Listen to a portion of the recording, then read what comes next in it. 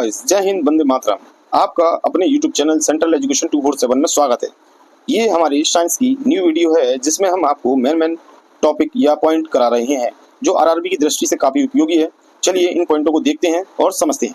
तो देखिए, सबसे पहला जो पॉइंट आपको दिया गया है, फर्स्ट, निम्न में किसका अपवर्तनांक सर्वाधिक होता है। ठीक है, तो आपको बताना है इन चारों में से किसका अपवर्तनांक जो है सर्वाधिक है। तो पहला है पीला, या बी बैगनी, या सी नीला, या डी हरा। तो इसमें जो है आपका इसका ऑप्शन है बी। बी का क्या होता है, अपवर्तनांक ज्यादा होता है। ठीक है, चलिए नेक्स्ट। दूसरा, निम्न में से किस विद्युत चुम्बकीय तरंग की तरंग दैर्घ्य सबसे ज्यादा है। ऐसा कौन सा मैग्नेटिक वेव है, ठीक है ना, इलेक्ट्रोमैग्नेटिक वेव है जिसकी तरंग दैर्घ्य सबसे ज्यादा है। तो ए पराबैंगनी, बी अवरक्त, सी एक्स किरणों की, या डी वाई किरणों की। तो इसका राइट आंसर है सी। सी का जो है विद्युत चुम्बकीय तरंग दैर्घ्य सबसे ज्यादा होती है एक्स किरणों की। ठीक है, नेक्स्ट 3 पॉइंट। प्रकाश की चाल सबसे पहले ज्ञात की किसने की थी। प्रकाश की चाल, ए एडिशन, बी रोमर, सी फैराडे, या डी वेबर। तो इसका राइट आंसर है आपका बी रोमर ने। ठीक है, चलिए नेक्स्ट 4th नंबर का क्वेश्चन। सरल सूक्ष्मदर्शी में वस्तु को रखा जाता है, ए लेंस और प्रकाश के बीच में, बी फोकस के बाहर, सी वक्रता के केंद्र पर, या डी अनंत पर।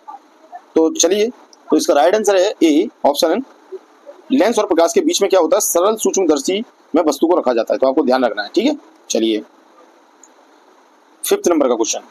जब प्रकाश वायु से कांच में जाता है तो तरंग दैर्घ्य बढ़ती है या तरंग दैर्घ्य घटती है, सी आवृत्ति बढ़ती है, या डी कुछ भी परिवर्तन नहीं होता। तो इसका राइट आंसर है 5 का बी, तरंग दैर्घ्य क्या होती है, घट जाती है। आपको ध्यान रखना है, जब भी प्रकाश वायु से कांच में, यानी कि जो मीडियम है आपका एयर से सीधे आपके गिलास में जाता है तो तरंग दैर्घ्य क्या होगी, घट जाएगी। ठीक है, ये पूछा जाने वाला प्रश्न है, मोस्ट इंपोर्टेंट, ध्यान रखना।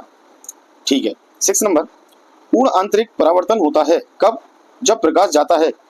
तो देखते हैं किस में जाता है जब पूर्ण आंतरिक परावर्तन हो जाता है। ए हीरे से कांच में, बी जल से कांच में, सी वायु से जल में, या डी वायु से कांच में। तो इसका राइट ऑप्शन जो है आपका ए ऑप्शन है। हीरे से कांच में जैसे ही आपका प्रकाश जाता है क्या हो जाता है, आंतरिक परावर्तन हो जाता है। ठीक है, चलिए नेक्स्ट 7 नंबर। प्रकाश तंतु किस सिद्धांत पर कार्य करता है। प्रकाश का जो तंतु है वह किस सिद्धांत पर कार्य करता है। ए पूर्ण आंतरिक परावर्तन, बी अपवर्तन, सी प्रकीर्णन, या डी व्यतिकरण। तो इसका राइट आंसर है आपका पूर्ण आंतरिक परावर्तन। भाई पूरी तरीके से परावर्तन हो जाता है इसका। ठीक है, ये सिद्धांत पर कार्य करता है। चलिए नेक्स्ट। प्रकाश ऊर्जा को विद्युत ऊर्जा में बदला जाता है, यानी बदल दिया जाता है प्रकाश ऊर्जा को विद्युत ऊर्जा में, किसके द्वारा, डायनमो, विद्युत मोटर, सौर सेल, या विद्युत सेल। तो आपको पता है प्रकाश ऊर्जा से विद्युत ऊर्जा बनाई जाती है, तो सूर्य से सौर सेल द्वारा। ठीक है, 8 का क्या होगा आपका, सी होगा। चलिए नेक्स्ट 9 नंबर। यांत्रिक ऊर्जा को विद्युत ऊर्जा में बदला जाता है, यानी मैकेनिकल एनर्जी को इलेक्ट्रिकल एनर्जी में किस द्वारा चेंज किया जाता है। तो ए डायनमो, बी आपका विद्युत मोटर, सी सौर सेल, या बी विद्युत सेल। तो इसका राइट आंसर है आपका 9 का ए। ठीक है, डायनमो। डायनमो क्या है, जेनरेटर। ठीक है, चलिए 10 नंबर। सूर्य के केंद्र का तापमान कितना होता है। ए 1.5 इंटू 10⁷ पावर के, या बी 2.5 इंटू 10⁷ के, सी 1.4 इंटू 10⁶ के, या डी 1.4 इंटू 10⁷ के। तो इसका राइट आंसर है आपका ए ऑप्शन है 1.5 10⁷ के बराबर होता है सूर्य का तापमान। तो आपको ध्यान रखना है। ठीक है, चलिए नेक्स्ट। सूर्य के केंद्र का दाब कितना होता है। सूर्य के जो केंद्र में है तो उधर दाब कितना रहेगा, 3 इंटू 10⁶ न्यूटन प्रति मीटर वर्ग मीटर, या बी 3 इंटू 10⁶ न्यूटन वर्ग मीटर, या सी 2 इंटू 10⁻16 न्यूटन प्रति वर्ग मीटर, या डी 2 इंटू 10⁷ न्यूटन प्रति वर्ग मीटर। तो इसका राइट आंसर है आपका सी, 2 इंटू 10⁻16 न्यूटन वर्ग मीटर होता है सूर्य के केंद्र में दाब। तो आपको ध्यान रखना है 2 इंटू 10⁻16। ठीक है, चलिए नेक्स्ट 12 नंबर। परमाणु रिएक्टर आधारित है, किस पर आधारित है परमाणु रिएक्टर, नाभिकीय संलयन पर, नाभिकीय विखंडन, या अनियंत्रित नाभिकीय विखंडन पर, या सभी। तो इसका राइट आंसर है बी, नाभिकीय विखंडन पर क्या है, परमाणु रिएक्टर आधारित है। ठीक है, चलिए नेक्स्ट देखिए 30 नंबर। परमाणु बम आधारित है, किस पे आधारित है। ए नाभिकीय संलयन, बी नियंत्रित नाभिकीय विखंडन, सी अनियंत्रित नाभिकीय विखंडन, या डी सभी। तो 13 का आपका सी है। इसमें जो विखंडन होता है नाभिकीय है वह अनियंत्रित होता है, अनकंट्रोल्ड। ठीक है, परमाणु बम, एक बार परमाणु बम आपने छोड़ दिया तो वह अनियंत्रित हो जाएगा और विखंडन कर देगा। ठीक है, विस्फोट हो जाएगा और ये रुक नहीं सकता, अनियंत्रित होता है। 40 नंबर, हाइड्रोजन बम आधारित है, किस पे आधारित है? ए नाभिकीय विखंडन, बी नाभिकीय संलयन, या सी दोनों, या डी इनमें से कोई नहीं। तो इसका राइट आंसर जो है आपका वह है बी ऑप्शन, नाभिकीय संलयन पर आधारित है आपका। ठीक है, हाइड्रोजन बम। 15, सिलिकॉन तथा जर्मेनियम अर्धचालक होते हैं, एक संयोजी, त्रिसंयोजी, 5 संयोजी या चतुर्संयोजी। तो इसका राइट आंसर है ये चतुर्संयोजी होते हैं, सिलिकॉन और जर्मेनियम अर्धचालक। ठीक है। 60 नंबर का, पॉजिट्रॉन का खोज किसने किया?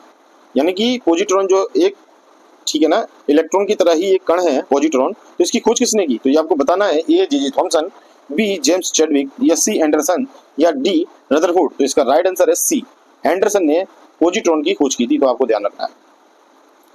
एक कूलम आवेश बराबर है, ए ऑप्शन 6.25 × 10⁻18 या 6.25 10⁻23 इलेक्ट्रॉन।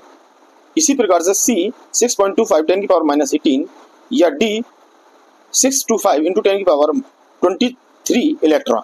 तो इसका राइट आंसर है आपका ए ऑप्शन, एक कूलम जो है 6.25 × 10⁻18 इलेक्ट्रॉन के इक्वल होता है। चलिए नेक्स्ट, 80 नंबर क्वेश्चन, किसी तार की प्राथमिकता निर्भर करती है, किस पर निर्भर करती है? प्राथमिकता नहीं, प्रतिरोधकता, सॉरी प्रतिरोधकता। किसी तार की प्रतिरोधकता निर्भर करती है, किस पर निर्भर करती है? ए ऑप्शन लंबाई पर, बी पदार्थ पर, सी क्रॉस सेक्शन एरिया पर, या डी कोई नहीं।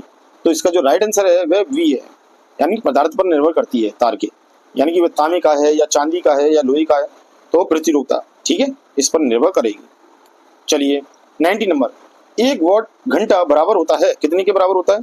तो ए ऑप्शन आपका 36 × 10⁻³ कैलोरी, बी ऑप्शन आपका 3.6 × 10⁻³ जूल, या सी ऑप्शन 4.2 जूल, या डी ऑप्शन 1 HP। तो इसका 19 का जो राइट आंसर है वह आपका बी है, 3.6 × 10⁻³ जूल के बराबर। ठीक है, चलिए, मेक संख्या का उपयोग किसकी चाल के निर्धारण के लिए किया जाता है? प्रकाश, ध्वनि, विमान, या डी कोई नहीं। तो इसका राइट आंसर है सी, विमानों में मेक संख्या का प्रयोग किया जाता है, आपको ध्यान रखना है। चलिए नेक्स्ट, एक कार बैटरी में प्रयुक्त विद्युत अपघटय होता है, हाइड्रोक्लोरिक अम्ल, बी सल्फ्यूरिक अम्ल, सी नाइट्रिक अम्ल, या डी आसुत अम्ल। तो इसका जो राइट आंसर है वह बी है, सल्फ्यूरिक अम्ल, यानी कार बैटरी में प्रयुक्त होने वाला जो विद्युत अपघटन है वह सल्फ्यूरिक एसिड है, याद रखना। ठीक है, चलिए 22, स्पष्ट दर्शन की न्यूनतम दूरी होती है, यानी कि आपको साफ दिखाई दे आपकी आंखों के द्वारा, उसकी न्यूनतम दूरी कितनी होनी चाहिए? ए 20 सेंटीमीटर, बी 30 सेंटीमीटर, या डी 25, या डी 15। तो इसका सी राइट ऑप्शन है 25 सेंटीमीटर की दूरी जो होती है स्पष्ट दर्शन की होती है। चलिए नेक्स्ट 23, प्रकाश के तरंग की सिद्धांत को किसने प्रतिपादित किया? जो प्रकाश के तरंग है उसके सिद्धांत को किसने दिया? तो ए न्यूटन, बी रदरफोर्ड, सी हाइगेन्स, या डी वेबर। तो इसका राइट जो आंसर है आपका सी ऑप्शन है, हाइगेन्स। ठीक है, इंद्रधनुष में किस रंग का विक्षेपण अधिक होता है? तो इंद्रधनुष में आपको पता है 7 रंग होते हैं, तो सबसे ज्यादा आपको पता है किसका होगा? तो इसमें जो होगा आपका सी, लाल रंग का। ठीक है, चलिए नेक्स्ट, पानी के ऊपर तेल परत का जमना उदाहरण है। ठीक है, यहाँ जमना है, ये चमना नहीं, जमना। तेल परत पर, पानी के ऊपर तेल परत का जमना किसका उदाहरण है? ए ऑप्शन है प्रकाश के परिकिरण का, या बी अपवर्तन का, सी परावर्तन का, या डी व्यतिकरण का। तो इसका जो राइट आंसर है आपका वह है डी, ये व्यतिकरण का क्या है, उदाहरण है। ठीक है, चलिए नेक्स्ट 26, धूप के चश्मे की पावर होती है, कितनी होती है? 0 डायप्टर, 1 डायप्टर, 2 डायप्टर, या 3 डायप्टर। तो इसका राइट आंसर है ए, 0 डायप्टर होती है। ठीक है, नेक्स्ट 27, वायुमंडल में प्रकाश के विसरण का कारण है, ए धूल कण, बी जलवाष्प, सी हीलियम, या डी कार्बन डाइऑक्साइड। तो इसका राइट आंसर है ए, धूल कण। प्रकाश के विसरण का मेन कारण है धूल के कण। ठीक है, चलिए 28, पास्कल किसका इकाई है? दाब का, ऊर्जा का, कार्य का, या बल का? तो इसका आपको पता ही है, दाब का है पास्कल। ठीक है, चलिए 29, प्रकाश की गति किसके बीच से जाते हुए न्यूनतम होती है? तो आपको अभी बताया था, प्रकाश जब वायु से कांच में जाता है तो क्या हो जाती है, उसकी न्यूनतम गति हो जाती है, ये आपको बताया था। तो इसका सीधी सीधी बात है, कांच से वायु में जाना। ठीक है, तो कांच से जब जाएगा तब कांच में चले जाएगा, कहने का मतलब वायु से कांच में। ठीक है, चलिए 30, सूर्य की ऊष्मा पृथ्वी पर कैसे पहुंचती है? ए चालन विधि द्वारा, बी विकिरण द्वारा, सी संबंध द्वारा, या डी परावर्तन। तो ये आपको पता है, रेडिएशन के माध्यम से पहुंचती है, यानी विकिरण द्वारा। चलिए नेक्स्ट, रेफ्रिजरेटर में थर्मोस्टेट का क्या कार्य है? तापमान कम करना, या बी हिमायन ताप को बढ़ाना, सी एक समान ताप को बनाए रखना, या डी गलनांक को घटाना। तो इसका जो राइट आंसर है वह सी। जो थर्मोस्टेट है वह क्या करता है? रेफ्रिजरेटर के तापमान को बनाए रखता है। ठीक है, समान ताप पर। चलिए 32, शुद्ध जल का क्वथनांक फ़ारेनहाइट स्केल पर क्या होगा? तो शुद्ध जल का जो क्वथनांक है फ़ारेनहाइट स्केल पर क्या होगा?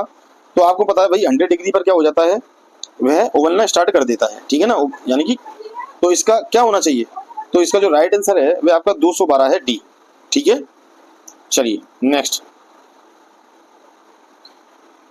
33, तापमापी में बर्फ का गलनांक होता है? A 273 degree kelvin, B 100 degree kelvin, C 0 degree kelvin, या डी 373 डिग्री केल्विन। तो इसका राइट आंसर है आपका ए ऑप्शन 273 डिग्री केल्विन पर क्या होता है? बर्फ का गलनांक होना स्टार्ट होता है। ठीक है, चलिए 34, ध्वनि का वेग सबसे ज्यादा होता है? ए इस्पात में, बी निर्वात में, सी जल में, या डी इनमें से कोई नहीं। तो इसका जो राइट आंसर है आपका सबसे ज्यादा होता है ध्वनि का वेग इस्पात में। ठीक है, चलिए नेक्स्ट